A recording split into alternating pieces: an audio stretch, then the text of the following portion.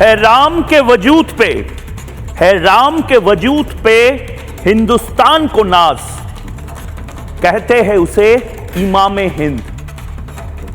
ভারত সরকারের অনুষ্ঠানে শ্রীরামকে নিয়ে কথা বলা হবে না তো কি রাবণকে নিয়ে কথা বলা হবে? ভারতবর্ষে শ্রীরামের নামে জয়ধ্বনি দেওয়া হবে না তো কি রাবণের নামে দেওয়া হবে, মেঘনাথের নামে দেওয়া হবে?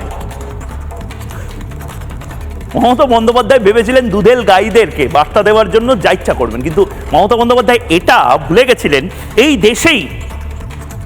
দেশেই আল্লামা ইকবাল দেশ ভাগের আগে মুসলিম সম্প্রদায়ের মানুষ এই দেশেই রামকে ইমামে হিন্দ বলতেন।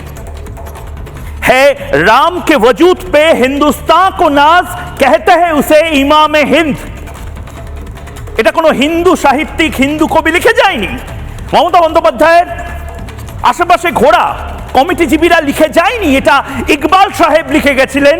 এবং ইকবাল সাহেব বা ইকবাল সাহেবদের মতন যারা এই ভারতবর্ষের মুসলিম সম্প্রদায়ের মানুষ, তাদেরকে ভুলিয়ে দেওয়া হয়েছে যে রামকে একটা সময় ইমামে হিন্দ বলা হতো, অর্থাৎ ভারতবর্ষের রাজা।